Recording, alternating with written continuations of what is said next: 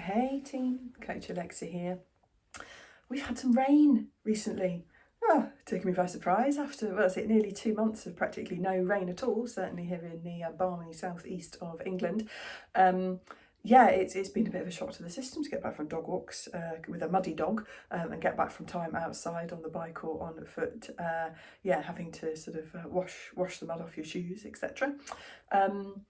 But what I will say is we've still, over March, April and May, had by far, a huge amount less rainfall than we would usually have here in the UK for this time of year. And what happens when we go through a period of having not much rain or no rain at all, like we have done this year, is that the soil and the ground dries out from the surface level downwards. So that surface level will start drying out, and the longer that period of lack of rain goes on for, the deeper that dry soil level will go. So we're at a point now where actually there's quite a deep layer of ground that is almost completely dried out. So the moles, for example, are having to dig really, really, really far down in order to access moist soil where the worms have gone, because the worms have dropped down with the level of dryness into moist soil. So it might be why you see more moles around potentially, because they're digging up much, much more soil because they've got to dig down that much deeper. What does that mean for us as runners? So we've had a little bit of rain here, a little bit of sprinkling of rains over the last week, and then a little bit more in the way of continuous rain last night, yesterday and the night before.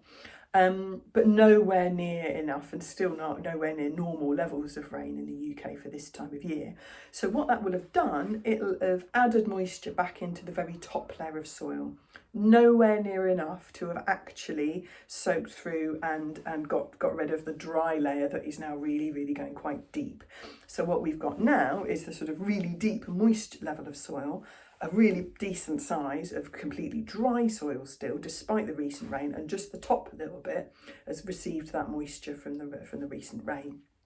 So when we're out on the trails doing training runs, out enjoying yourself in the local woodland at the weekend, or even if you've got like a trail race or event or something planned for this summer, it's all about shoe choice. So what would normally be in, for example, some of the nice kind of rolling downland that I have in my neck of the woods and these beautiful beech forests, normally quite forgiving, squishy ground underfoot in the wooded areas around me.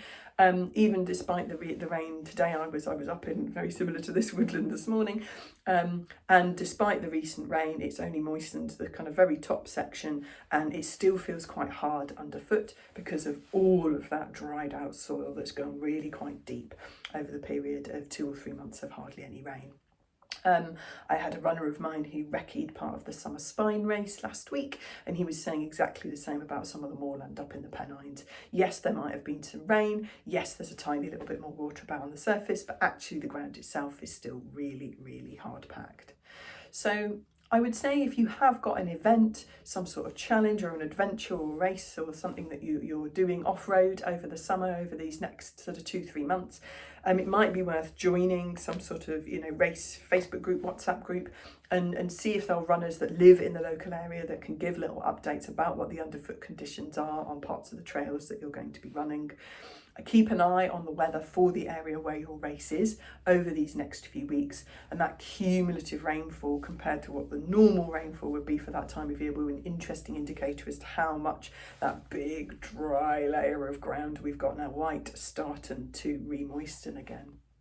And also, if you can, go out for some recce runs. Great specific training for your race or event if you're doing one out on the trails, but also good information gathering. And even if you're just going out for a walk on some of the area that you might be racing in a week or two but pre-race, again gives you great information about what the ground is like, which can inform your shoes strategy for your event or adventure.